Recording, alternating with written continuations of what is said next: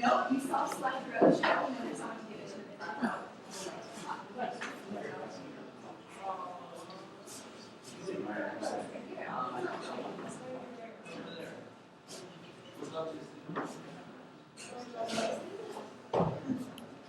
Is it still going even though it's still going? That's fine. As long as it's still happening.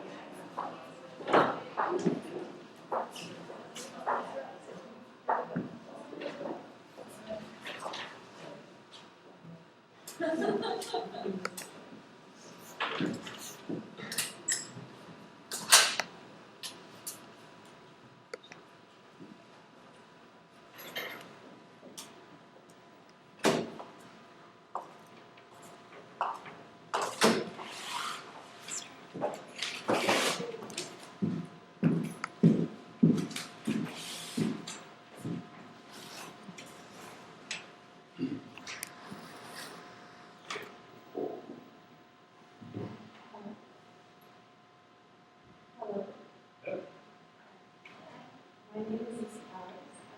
Tonight, for those of you who have some kind of interest in it, I will tell you exactly what I do. The chair is yours. Feel free to go on.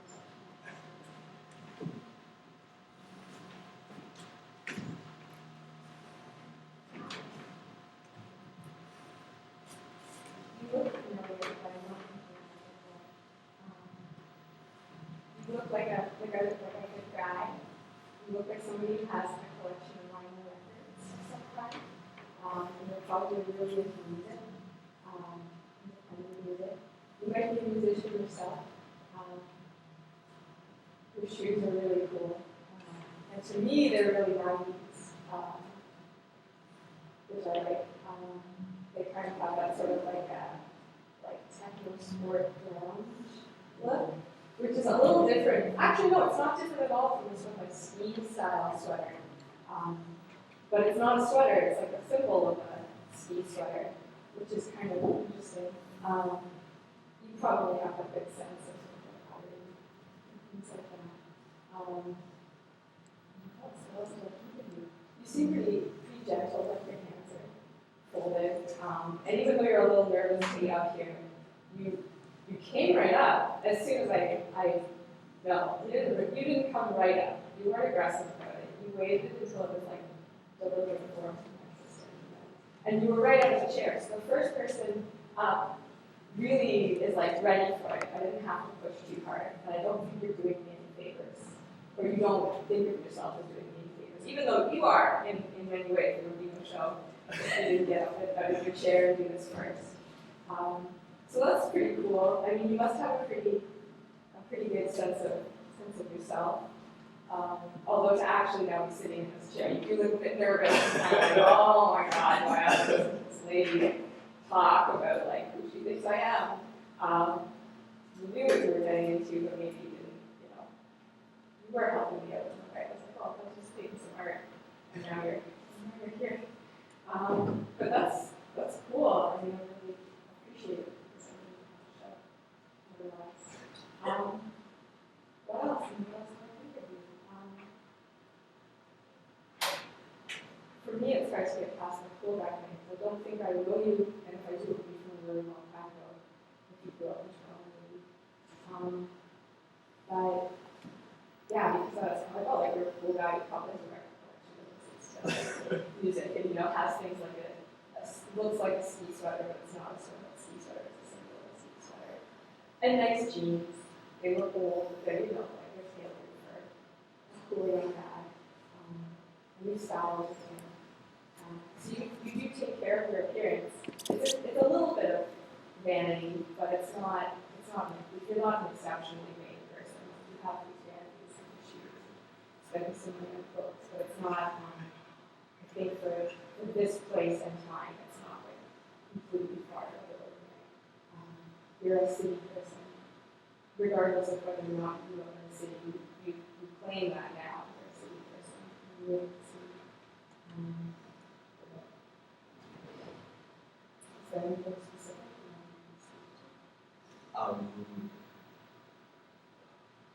Maybe like who I am.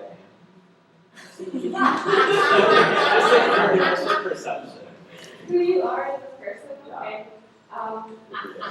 Okay, I think you might be gay, which I didn't think at first, but then when you spoke to me, I was like, okay, I think you're gay. Sorry, I didn't first call that. No, a little bit, yes, metaphorically, the first came out. That's cool. But then also, like, aside from that little piece of information, that doesn't actually tell me much about who you are inside, right? I think like the small vanity still applies. It's not like you're an excessively vain person. It's small vanities that are not exceptional considering where we are. Who you are as a person. I don't know, I still think you're somebody who probably know, like, house vinyl records, listen to it's hard to go too much beyond that, because you also seem to be really like you fit in really well. You're somebody who probably doesn't, you probably don't. It's different with people who know you when you have a rapport with people. I'm not sure what your career is or what you do for work. But in just like it being on the street situation, like you fit in really well here. Like I wouldn't get it. Where did this guy come from? Or like, whoa, you know. Like it's not surprising to me here. It's also really surprising to see you at this intersection at any time of your day. This is when you seem to really feel this place and time. Yeah, but and who you are in your heart, I can't tell you. I'm sure you seem like a really sort of right? Like there's nothing of a marker about you. You've got small vanities and people are markers and they have small vanities there. Not Huge vanities. Or maybe not so tidy. Yeah, pretty tidy.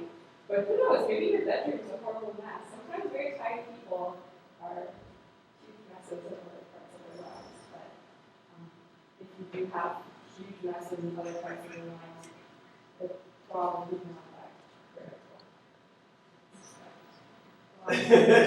That's, I can't judge that. Thank you.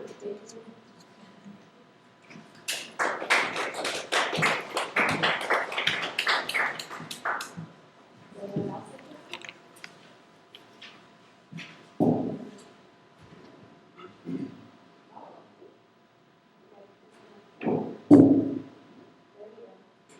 Sometimes it works. I have no problem with having this really just sort of in my face. I think it's a very sort of protective little I've got set up here to the one or two people watching it at home, if I'm so lucky. I apologize. And to the people in the audience, well, you know what you're signing up for. Maybe you can do like this. No, I don't know what I'm doing. There we go. Anyone else?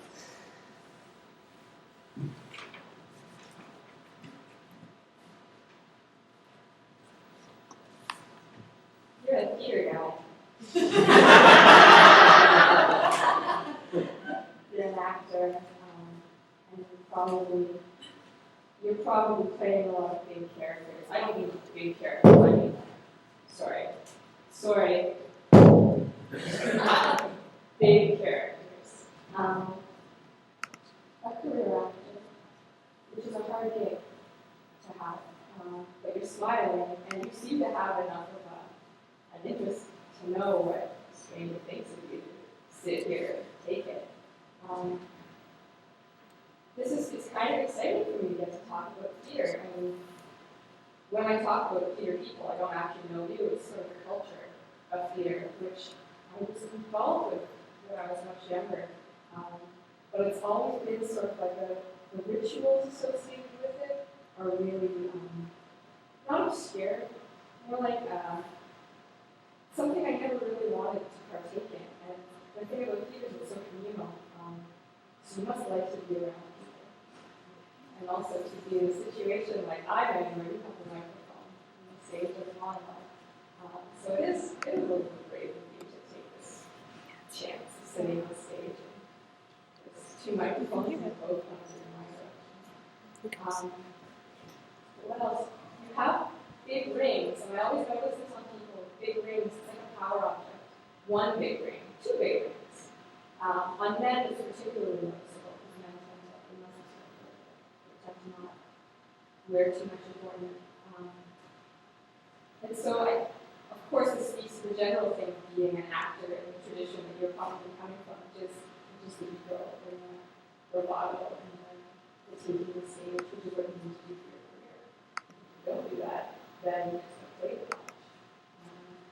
But it's always something that's sort of frightened me in offstage in people. Not that you're a frightened person, but just for me personally, it's so intense to have that clear line between what's on stage and what's off stage. Not that you're that kind of actor, but it seems that just comes with the territory of being an actor. The theater community is so intense, it's very physical, people are very emotional, so it's not just all in the head and it's not just all in the body, it's this really intense physical and emotional communal thing that's almost like a cult for me to watch it from the outside. But a cult that comes together through a production and then disperses. If they're lucky, their group can come together and get them again through production, but because of the nature of the work. You're there, and if you're lucky, you get another gig, but then you're stuck doing a two-face commercial. No, you're lucky to do a two-face commercial. Yeah. And then you're lucky to get a role that will maybe like just barely pay the bills for that month, even though it's a role you want to enjoy. And it's all that. Now I'm just talking about my emotions. Sitting backstage and waiting to come out here and hoping when we walk out that there'll be overflow capacity people banging the doors to be let in and we arrive and it's like, no, I'm fortunate to have whoever's shown up. You're not a young actor, you've been doing this for a long time. You're not old either. You've got decades left in your career if you want it. And that's sort of the prize, the carrot dangling in front of you. If you stick with the minor indignities now, maybe in 20 years they'll be the really juicy, satisfying thing sitting and waiting there for you. But that's 20 years of waiting that you have to do. And it's not just waiting, it's work. It's 20 years of work, is what it really is. That's also just because stage acting and all acting, as far as feature production in a film, is you really are a thought for whoever's put it together. And if you let your ego ignore that, and you allow your ego to think that, yes, I am the thought at the center of attention, and will be, if I work really hard at these peripheral thought moments, that's what comes of it. I think that's maybe what scares me about theater. I'm not so patient, but maybe my own works might be scared. And yeah, aside from that, life is probably pretty normal, really, aside from stereotypes of like wild actors traversing the country in the back of the wagon. It doesn't happen as often now as it did 400 years ago. But you're as long as you wish to remain in Canada, you're in the city, you should be in it. You may be itinerant for, rare roles that come up to you throughout the country.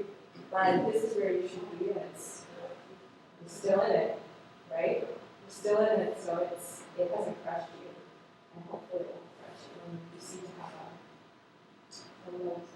a right number to. I was a little scared of myself in ponytail when you came up. Also, I have a hard time with ponytail, but that's just me. So I was like, oh no, like maybe this is one of those like actor. It took, as soon as you got a little closer, I was like actor, and I was like, I hope this isn't an actor who's also really into martial arts. But you could be an actor. You seem a little under-adorned for that thing of actor, though. So I think you're probably sticking to stage fighting when necessary for Shakespearean roles as they come up, and I'm sure you've done them and will do more in the future. Because maybe that's what I'm thinking of when I look at you. I'm thinking of you as an actor in the classic Anglo sense of somebody whose life and work is in Shakespeare. Really, like you're somebody who will do Falstaff and really, grow into that role and those other Shakespearean characters. Falstaff's a really tricky one, actually. I didn't go straight to Macbeth, I didn't go straight to Lear, because Falstaff is the combination of comedy and pathos, and there's a lot of, I forget his name, but there's a man who became an actor very late in life. He's considered, like, I think Ribiero, the top Shakespearean American actor for stage.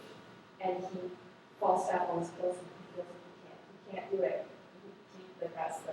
For him it's not Lear. People just accepted him as Lear from the age of 42. But for him it's Falstaff. And you have that, aside from your physiognomy, you also have that norm to you, which is despite the shit that life may throw at you, you're still able to laugh at it and laugh at yourself and keep going, as opposed to living all your enemies and your son and your wife and finding yourself on stage. Not that you can't get there too if you want, but you also are able to then get up and be like, kidding. An actor, right? I think that's all. Thank you.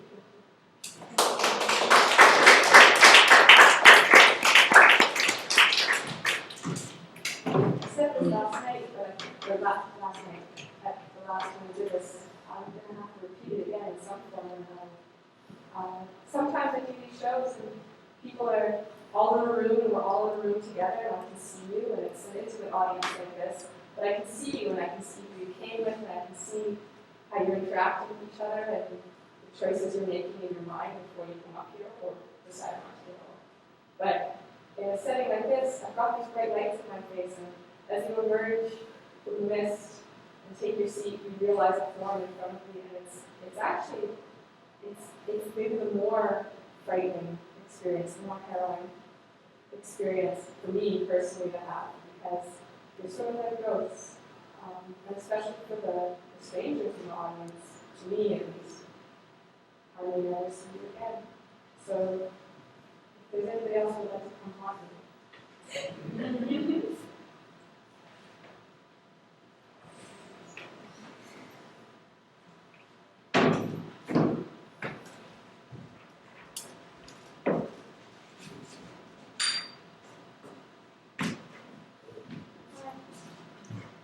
So I think I saw you last night, and I saw you today, and you are stage managing the production, and you are also like a quick drive, but more than Montreal style.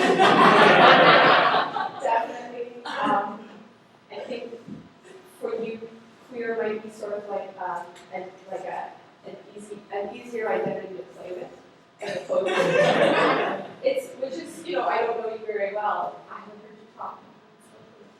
But it could be just because of a tall man who's been like moving equipment around. So I'm like, okay, that watch him like do that part of it.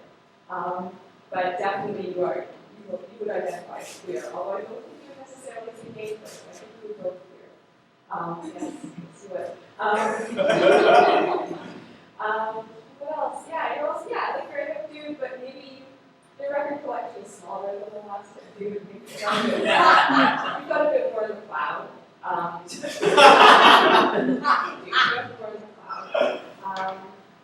And I think it's really, if I hadn't known and seen that you were doing stage managing work, I probably wouldn't say this, but you're also probably very generous with your time as far as helping and sharing those. I mean, my goodness, stage managing is such an unforgiving gig. Now you get to be on stage, but it's not in the show that you're stage managing.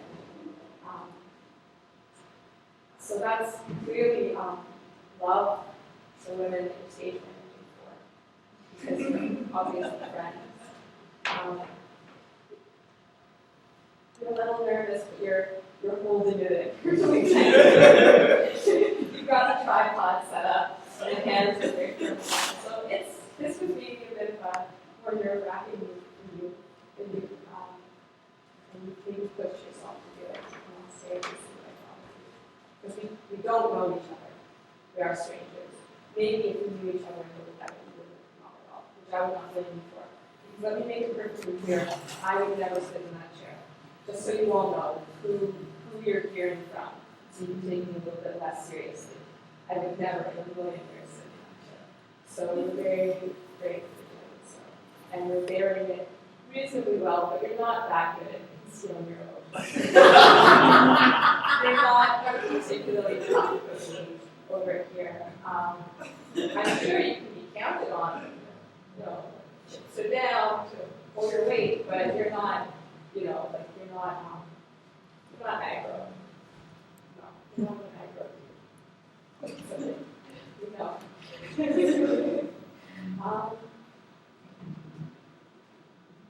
What else?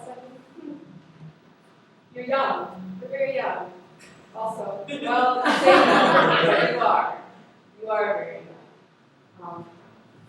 And you will grow up a lot more as your body grows. That's sorry. You have a really nice life. You seem very carefree, and you are very invested in new activities and things that are also maybe like your responsibilities are things you've chosen, and you're also not heavy. You don't have heavy responsibilities now. Whether or not you choose heavy responsibilities, or you'll have your responsibility you can't ignore when you get to age into your own body. And that's, I think, when you're really going to become older. Because you are young, right? Even though you probably lived a lot and done a lot in your life, you're an active person, you're not shying away from things in life. But it's also, I'm sure, among your family, not your friends, but among your family, it's also really easy to discount those life experiences because they're not adult experiences, right? So I can't say anything about what you'll choose in terms of like what they think an adult life experience is, but one adult life experience you can't avoid is how your body will age, and that will be to you the real. Yeah, that will be the real, because a lot of what you're able to do now is also because you're young and healthy and you have energy to do things, and not just like lift stuff, but like live away and be an uncomfortable person in periods of time. And as that slips away, that's going to be the. But that happens to all of us. It's not. Yeah, exactly. It's not exclusive to you. But barring some kind of like unfortunate thing that I believe you don't have to experience ever. Just that sort of depression of age and but maybe if you're lucky enough, you'll also be able to see young through it. You could. You have lemon too. And when I was going to cry,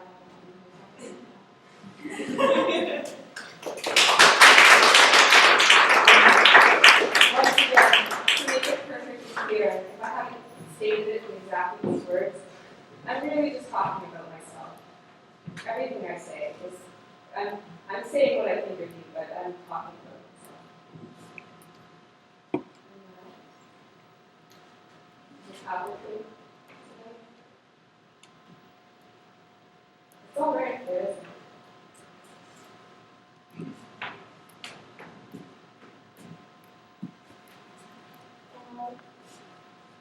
All this is scarier because I've seen your artwork. I've seen you perform. So even though we're strangers, we are strangers, and I don't know you at all. I've seen your work. I've interacted with your two. I don't want to use the word collaborate because of its history of use in World War II. So I won't use the word collaborate, even though sometimes for explanation purposes but you're two partners in crime. So I have some brief experience with them. I don't know them. So all I can look for from is your bio, your check out the program, and your work. So what do I think? I think that, like, you're a cool girl. You're obviously a cool girl, right? And you're making art and you have, much like your friend. That's sweet, but there's 2 microphones and the point of it. That is very sweet. I think you're a cool girl. And also young. I mean, in reality, not much younger than me, but yes, young. And I think your work is also young because of that.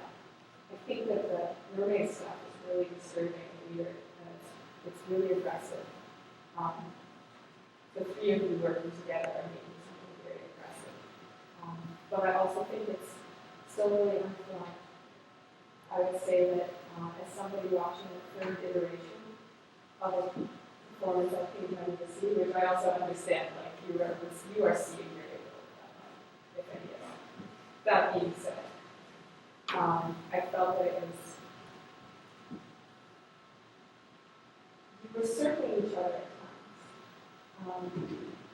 And that I know you have a career as a rock star, which is cool. Like also like go for it, get it when you can, keep running with it. That's an awesome career, especially if you love it. And if you love it, you really should go for it. But I think you maybe catered too much to what you thought the audience was looking for with that. And in terms of the media you guys were using, I was actually kind of disappointed that you took up space with the school directors. I thought that you could have very easily have just put it on, especially with the internet images. To me, it seemed almost a waste to print out dozens of images from Google search when you could have put them on a USB key and plugged them into the projector and freed the 3 of you up to do more useful. I like that. That was a very sharp look.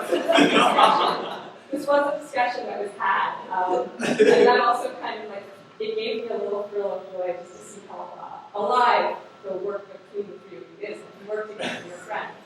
And you're working together because you like to spend time with each other. And you're also getting older and you're not in school anymore, so it's hard to find that time to work together.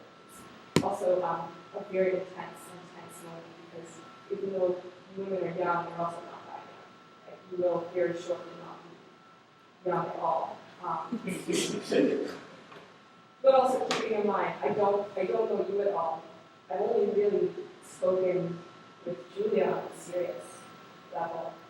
And it just to me, I just say it because you seem like you're all very serious women. You're serious about what you do. Maybe you don't think so, but I think you're all very serious about what you do. So it's a lot of pressure to make your art and present it knowing people are going to see it and that they know it's worth it. I'm talking about myself right now. But yeah, I thought that it spoke to me the acetate spoke to, there's like a step that you have taken as a group to kind of make it less work for yourselves, right? You literally could make a show in my photo, a slideshow in my photo, that lasts an hour, and you use your bodies, which actually was the best part of the show, was the dancing and the performances. I thought that when you were on stage, that piece with the spray bottles and then rocking the tail on was really intense and great. Just with the white light, I mean, there's lighting rigs here, right? Just the costumes and the performance of that was really dark and gross. Yeah, that was very good. The sardines were hard to take, and I know it can be hard to take. It's very aggressive. But it was actually watching the 3 of you dance. That weird kind of thing, the 3 of you in your waves and tails was really gross, and that kind of crab walk was so uncomfortable. The whale dance was also, it was great. I feel like there was maybe a technical problem because one of you looked really like off with this technical problem in the middle of it, but it was so uncomfortable just watching that character get a blowjob from a mermaid for like way too long and then have that dance happen. That was amazing. That was so beautiful. So I don't know, I think you're kind of wasting your time with these overhead projectors that honestly, honestly, I think they're so cheap. I think overhead projectors are so, I'm so over it, and unless you're making something unless it's like you have it, and it's the only thing you have access to, but we live in a world where like, video projectors are almost garbage now. Like everybody's using them for everything, and you just have to kind of like work a little to get somebody to give you one for free for a night, you know, but I'm sure you guys have computers. If you don't have computers, I will be so blown away by that, but I'm pretty sure that you have computers. And yeah, why the three of you are wasting your time manipulating objects that existed in a digital form previously and had to be turned into a physical form in order for you to like fuck with them so it looks like it came out of the computer is beyond me, because the motions that you guys are making as trained dancers, as you are, you're not amateurs, you're people who have, I read the bio. You guys have that understanding of not just what movement you're interested in, but the history of movement. I think that's kind of, you just have to go do that more. Get over the gimmicks. The costumes are not gimmicks. The weird sea-punk theme is not a gimmick. Those are things you're using to investigate things you're interested in. Right? And also, even like getting on stage and playing a song like that, it was cool, but it was also seemed almost like it was kind of tacked on, and it wasn't so. The whole thing really kind of felt like vignettes, a little bit like a variety show, which is also fine, but we were in shower the whole time too. And I wish there would be more. If you're going to get on stage and be a rock star for a moment, just do it. Own it. That's what you are. People love rock stars. People go to see rock stars, be rock stars, and it feels amazing to watch them on stage being a rock star. So just play that character as long as you can, and as long as you want to. Because a lot of people are shy to do that, and it doesn't really happen. But it's great when it does. You're getting, I'm being honest. I feel, I'll also say I feel nervous, like as somebody who does all this shit you guys do, and have friends who do all this stuff you guys do when we work together. It's scary. You're on stage talking about how I feel about it, but that's how I feel. As somebody whose mother told me last night that maybe I should just get on longer. It's true. But that's also kind of like the reality. You have to like push into something that's going to be more exciting if you're going to give up all of the trappings of polite society to do it. Because that's the reward will come from people being like, I was blown away. And I wasn't blown away. There were moments that were like, oh, that's very strong. And the bios are very impressive. But you have to take some really big steps that have nothing to do with fun. But have everything to do with taking more of a risk and letting things go and being comfortable focusing on the core elements of the industry. And yeah, I hope that your discussions with your partners lead to a closer and better partnership, because you guys made a really weird thing together. It was really weird. Like the parts that worked were really like, which I like to feel that way when I see something. But I also don't like to feel that way when somebody's sitting on my lap.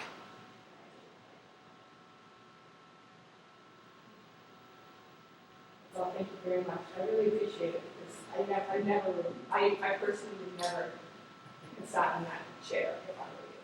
So that's a really cool. Thank you.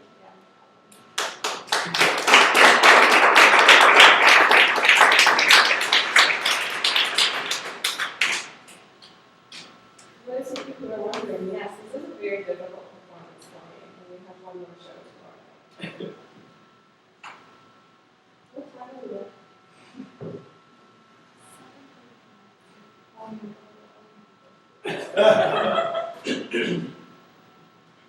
Anyone else?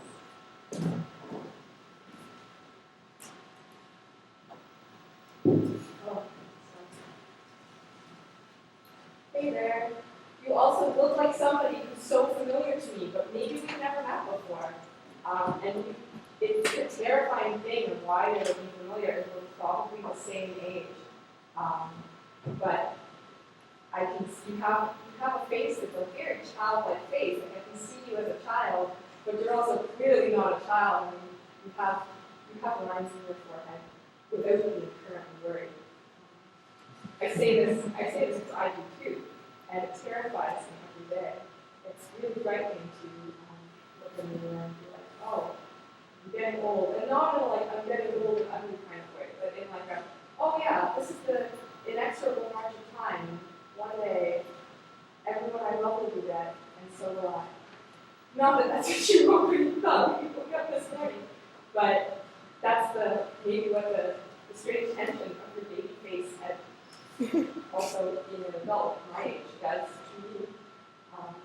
You're, a regular guy. You're also like a cool dude. You're a little bit even more kind of a normal realm than the first guy who came up. I mean, it's still, it's still fashiony shoes.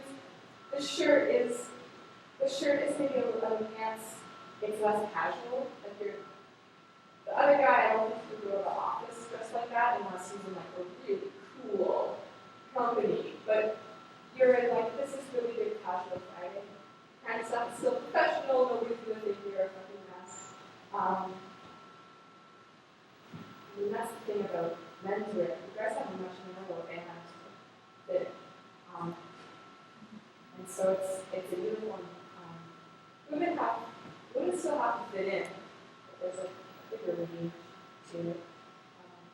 It's really the intensity of something that looks like a child, but also is not a child at all.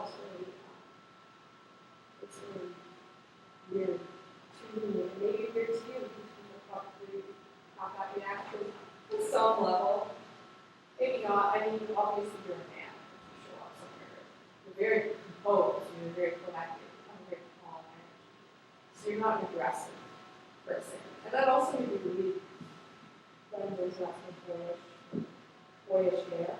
The stage manager who was on stage, his clothing was making me seem down. But if he was dressed like you, he would really be pretty much exactly the same, but with less boyish. He would seem more like a yuppie. And even though you're dressed more like a yuppie, the weird boyishness it kind of takes it out there. I don't know. You don't look like somebody who's got like a copy of American Psycho by the bedside table and is like really, excited to dress like in that movie. You seem like a really regular guy, which is also part of fitting in, right? The first guy who was up, who really fits in here, this exact intersection, space and time. So you really fit in. If you were to show up somewhere,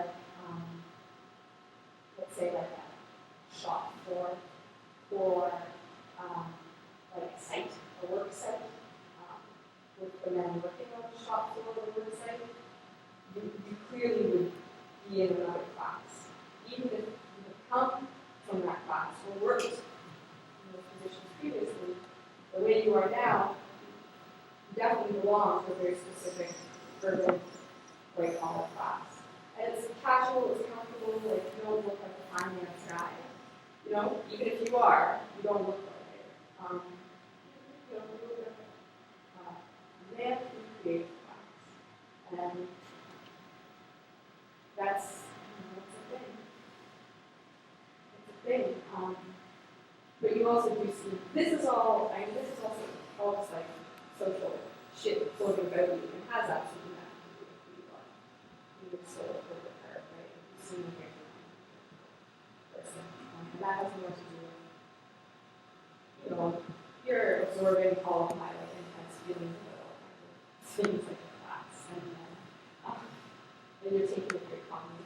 I mean, you also, you know, you're consciously taking this calmly. You knew you were coming out to talk with your lady in the monologue about whatever you bring out in the same therapy. So I will ask you if there are any specific topics.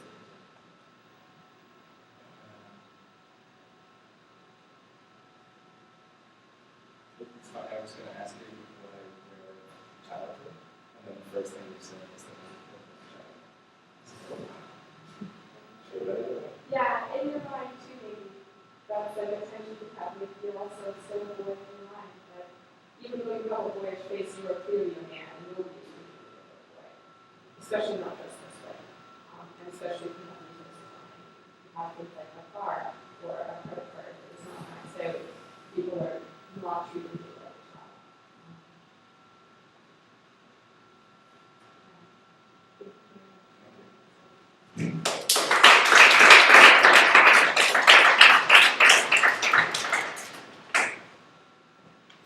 We've got another one. Hi there. You seem way less like a man. Even though you're probably the same age and you've got gray hair, you definitely have like a funny guy attitude and the shorts also, cut off shorts. Yeah, you seem like a charmer. You seem like a charmer. And that's part of a smiley. Hello. And maybe it's just the striped shirt and the grayness that you seem more like Euro. Yeah, a bit more Euro in your attitude and manner. You're not sure whether to take that as a compliment or not. I don't know. But strikingly, you're wearing the shittiest shoes out of all guys on stage tonight, including the theater guy. And the shittiest socks. So even though from like ankles up, you have this kind of like, it seems pretty hip. The glasses are very, very hip. But not too hip either, they're very classic as well. The shoes are so shitty. Really shitty shoes. And whether they're your gym shoes or the shoes you wear all the time, regardless of whether they're really totally busted, they're crappy. Not that they're actually crappy, I'm sure you put some money into it, it would hurt your feet. They're totally busted. And that's funny to me. Normally fancy guys are really fancy with their shoes. They're not fancy with their shoes. But you care about that as well. You really do care about aesthetics. So it's an interesting sort of like it's a conscious choice to be wearing sort of custom sneakers around. You're sort of, yeah, it's sneakers. Because you do pick up even when you're sort of shit and I get looks, you really do. Fixing your things on the desk and things on the wall.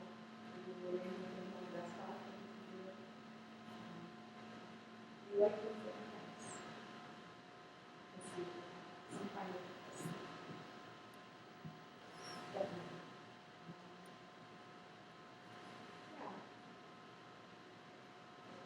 Maybe a lot of movies. You remind me of my upstairs neighbor when I was 9 through 13 years old. And he had huge laserdisc collection and so many comic books and figurines. And we would watch. And 2 computers in the 90s and a watch, and he held it up to the computer and he ran a program. His entire schedule on the watch. So that he had, in the 90s, a pocket schedule on his watch that was like he could check in and do stuff. It wasn't just a calculator, it was like synced to his 2 computers. And we could play SimCity there. And he watched X-Files, whenever X-Files came on. It was always at night. Thursday nights for a while and Sunday nights for X-Files. He drink espresso at night. So maybe that's part of my your Euro projections onto you, but also the stripy shirt. So maybe that's my earliest touchstone. But you also do remind me of a lot of visual artists. I don't know. We just have that kind of like fussy yet chunky hair to them. You're not so fussy that you have really nice shoes. That's probably because you also don't actually have that much money. If you came into money, if you came into like Ribiero Padawan money, you'd have amazing sneakers all the time. As soon as you got close to looking like that, you'd be like chucking garbage. You'd have like really new ones that match your like favorite outfit. But you know, this is not bad. The socks even match the shirt. You're wearing stripy socks. But I just finally clued into your stripy socks match your shirt, which is so deliberate and so conscious. I'm actually very touched. It's very, like I have a lot of warm feelings for you, even though you're probably very difficult to deal with in some level because of these close attention things. You might not be like this at all. This is just what I imagine. You'd be a stranger sitting in this chair and you projecting from people who look a little bit like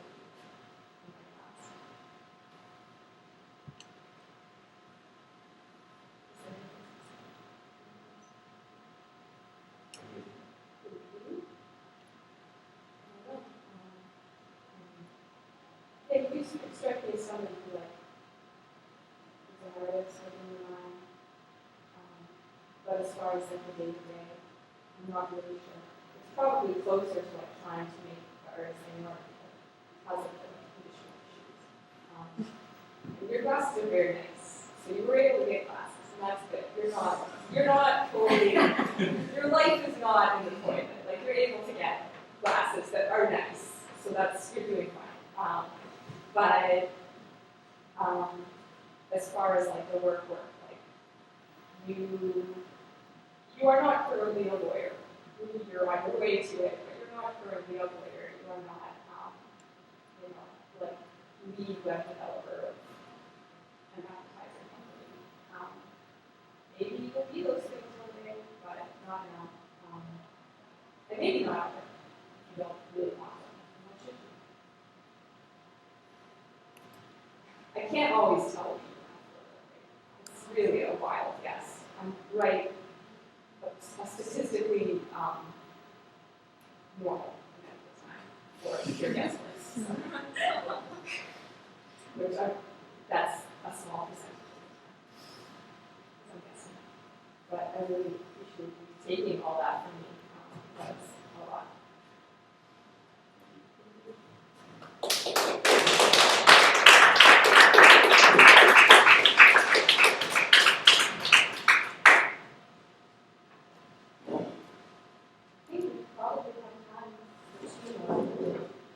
So now I have a folks, unless you feel like coming again tomorrow night, when we'll be having a double bill of my show, Common Fate, starring 4 incredible performers and 3 incredible musicians.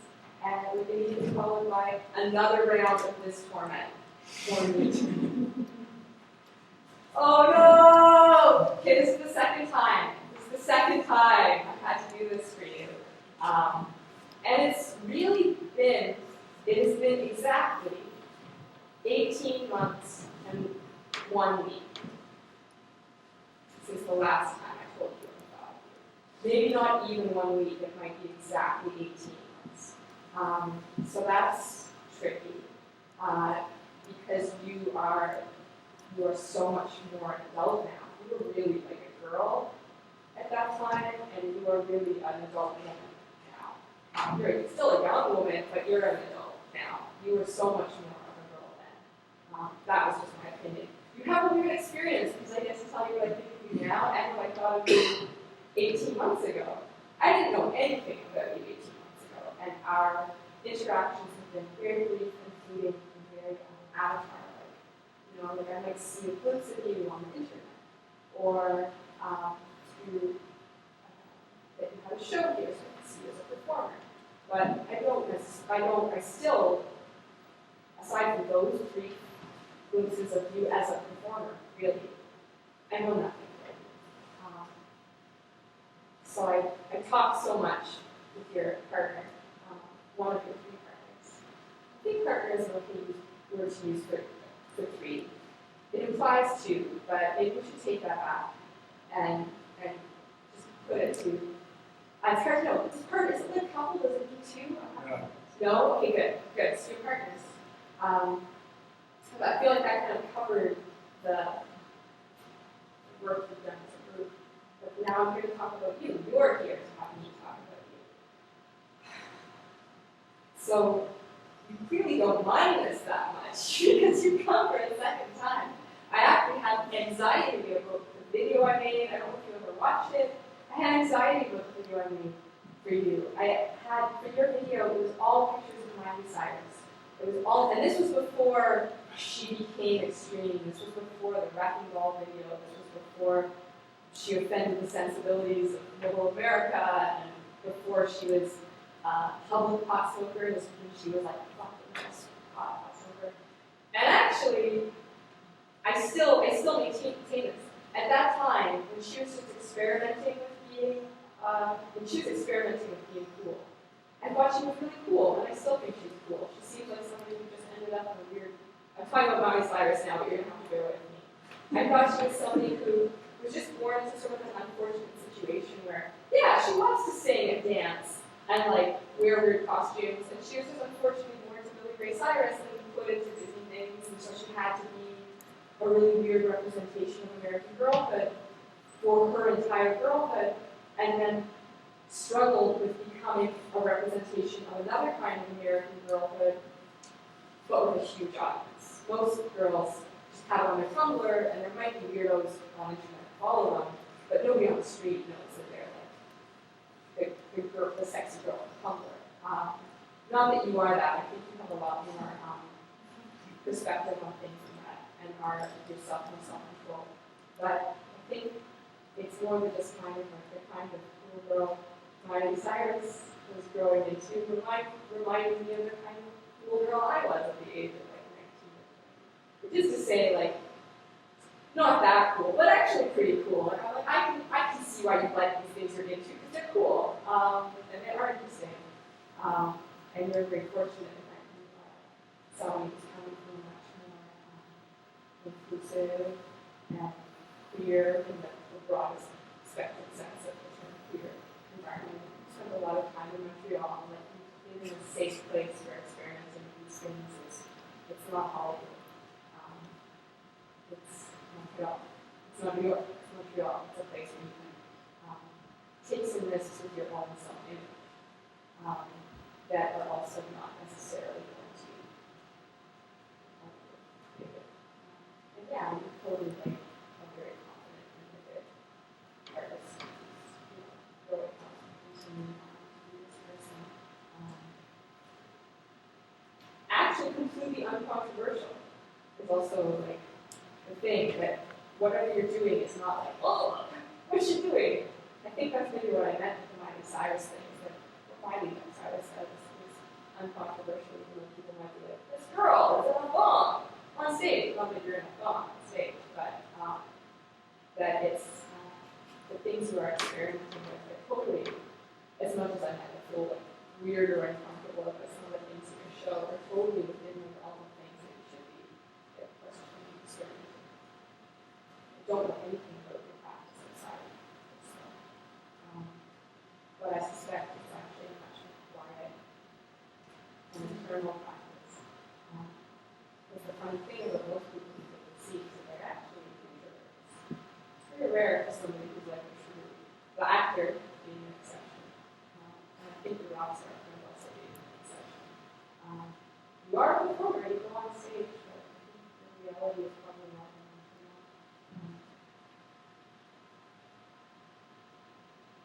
Yeah. That's what I think. Any complicated feelings I have for you are just complicated feelings for myself. Like you're my feelings.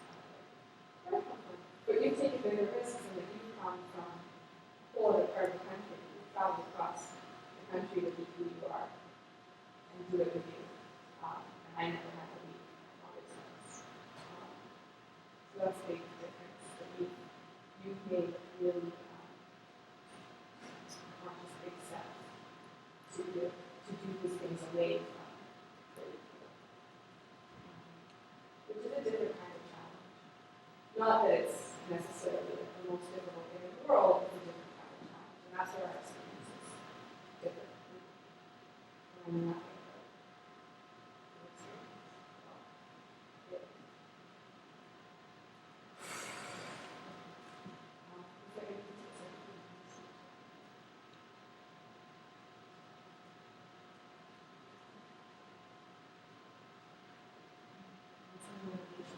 I don't know. You wanna fuck around with stuff.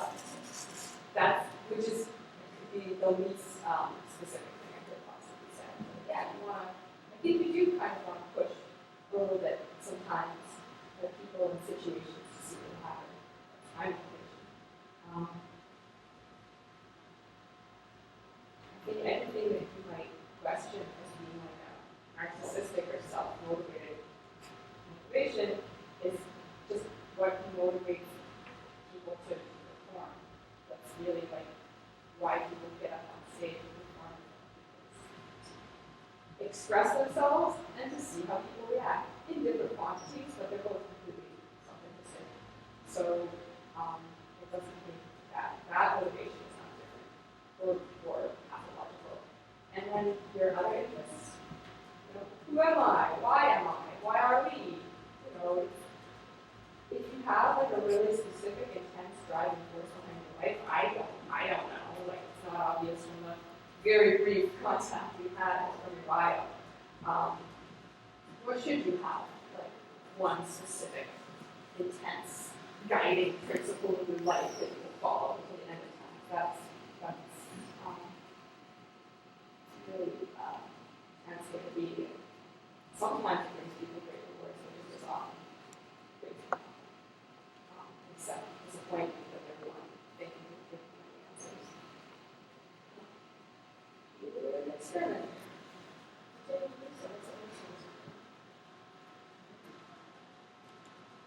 Thank you. Thank you. I cannot say enough how much it blows my mind that anybody thinks there, and I am so appreciative and grateful that you all get a chance to let me do this to myself. 3 minutes. I think that was the last one of the evening. So whoever it was who waited until the very end and missed their chance, that's the lesson for tonight. Thank you all very much for being a part of the show. And for humoring me, and those in the audience there. I'll see you time.